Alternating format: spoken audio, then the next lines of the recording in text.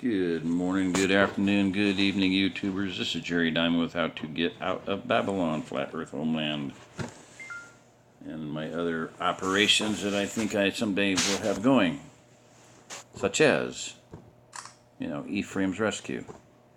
What in the world is going on with that thing? Okay, at least I know about when I've started. Okay, so now I've got to get to the gallery, and so there we've got, I've loaded a DU, a recorder. Doesn't stand for depleted uranium, hopefully. And so I'm just talking. I might or might not record this, or might or might not upload this. But anyway, it's just like a milestone. I've been wanting to figure out how to do this for years, since I first started recording. I can figure out all this other stuff, but man, I'll tell you what, when it comes to computers, they hate me. And I hate them, and whatever. Love-hate relationship. I don't do well with technological stuff that involves pushing buttons and reading little directional things like a flat line and an arrow pointing up. That means upload. I don't know that. It doesn't say upload. So, anyway. Okay. So, I can operate my tablet, and you can supposedly seeing what's on the screen. You can see me down there. Hi. Not a very big thing, and I can't make that bigger, but I can move it around so it doesn't mess with the screen. Now what did I do? Oh, you mean I can make it bigger? Yes. Oh, okay. Little by little, the little thing grows. I don't want to turn it. Oh crap, what did that do? What? Oh, that's so you can see the other side? Hi, okay. I want to make it just a little bit bigger so I can actually see myself. I guess. There you go. Okay, so it's like everything else. You grab it and you pull it and it makes it... Get up there. Don't make me speak French, damn it. Okay. That's a wee bit better. Now if I could just center the dang thing on myself. Alright, so... Okay, back up. Whee doggy. Bear with me. Like I said, I may or may not upload this. Now, you supposedly can see what's on my screen, so I'm just going to do a quick, short video and upload it, and I got to get to bed because it's past my beddy by time. I needed to go to screenshots, not videos. I'll do a quick picture tour of the farm there. Ta-da! There you go. Yeah, right. That's about 12 by 20 shed on the right over there. I can't. There, you can't see that. Okay. I don't know. And the tool shed on the left is about, I don't know, 8 by 10 maybe. You can't really see the tornado shelter over there. That's what she was using as a kennel, which we could use as a chicken coop. It's secure from birds and from, it's got concrete blocks all the way around, so whatever little critters might want to dig in, raccoons and possums and crap like that. Of course, you can always kill the raccoons and possums, but oh no. I'd rather kill human beings. There's the barn. And the quote-unquote garage. She used this as a kennel too. And it's not much of a garage. The van would not even fit in there. It's too tall. It's got a rack on the top. So there on the left there is the door that would be used as a garage. I just need to get the door off. There's a nice shot of the house. Cover up the ugly propane tank. That's the north side with mold on the shutters. Anyway, and that's a video. Now, can I play the video? I would imagine I could. Open with the recorder. Okay. Let's not get too techy here and screw myself up. Oh. What did I want to get to? I wanted to get to the screenshots, yeah. Gallery, screenshots, where are screenshots? Okay, and to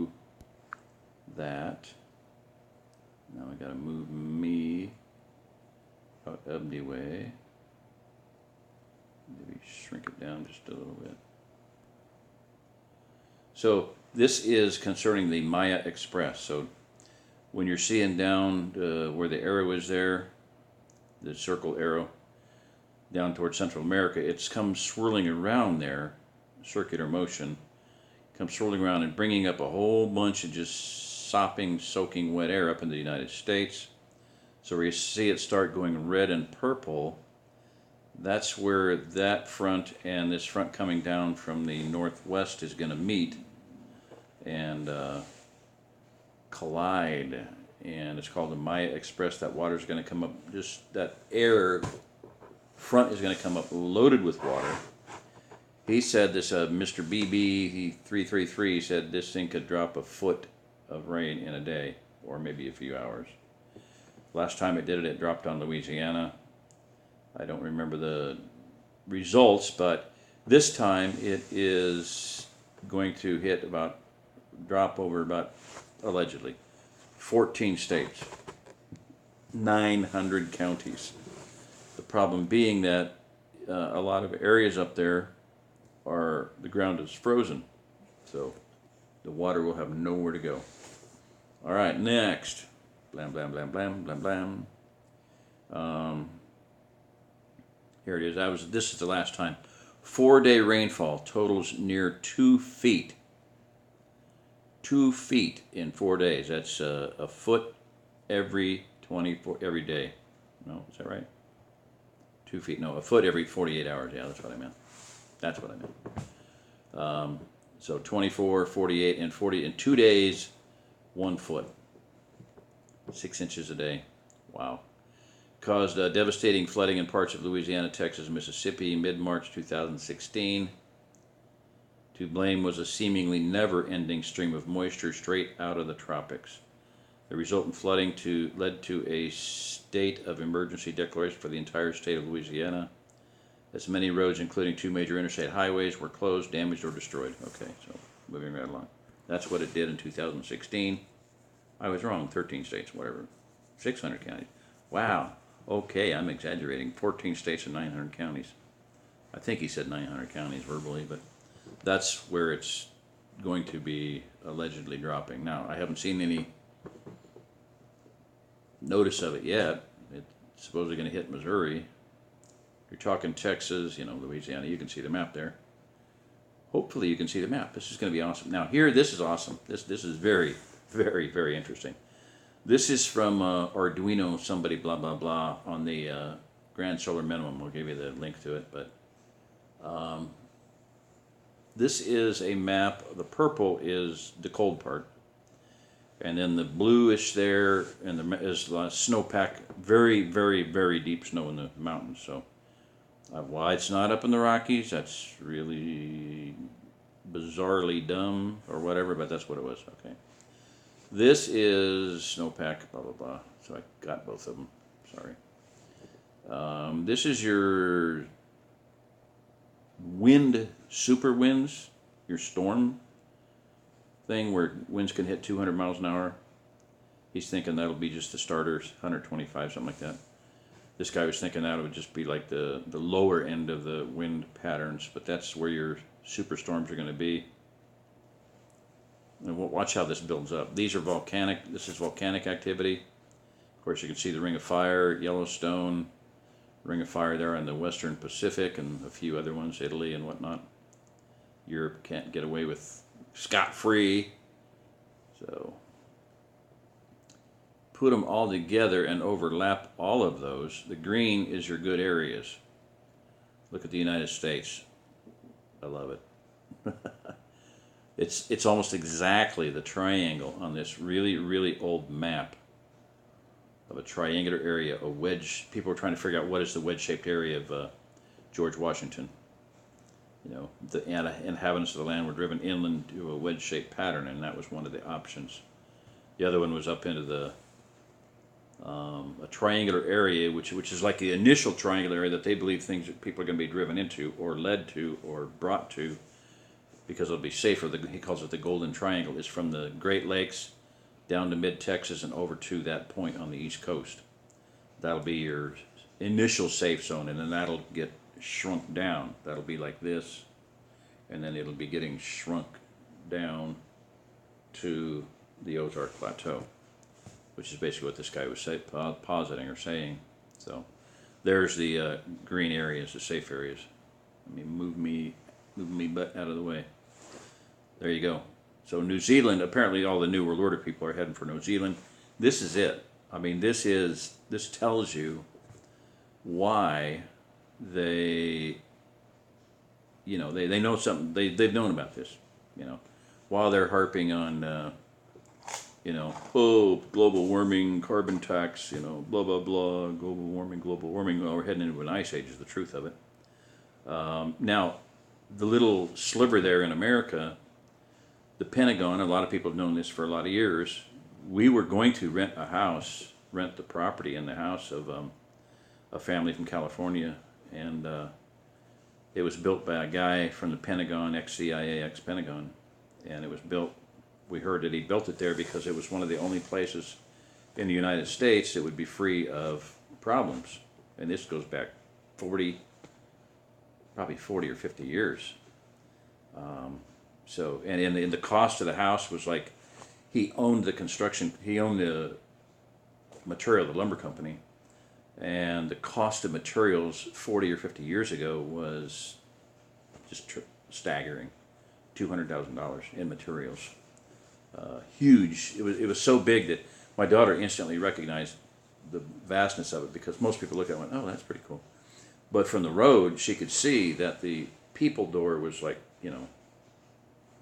very, very small in scale to the house, and it was a massive house.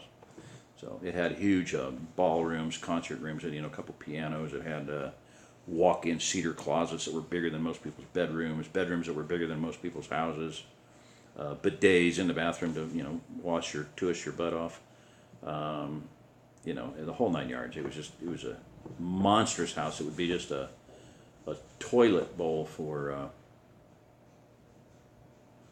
Oh boy. As I speak, lightning flashed, thunder rolled, and it is pouring rain. So, YouTube. Okay, so that's about it. 12:22. No, time-wise. I don't know what time it is. 11:57. Oh, it's bedtime. I'm going to turn into a pumpkin in 3 minutes. All right, good night. I might upload this just for kicks. I mean, if this works, oh my gosh, this is going to be phenomenal. Because I can just go bam, bam, bam, bam. I can use my wireless keyboard or whatever.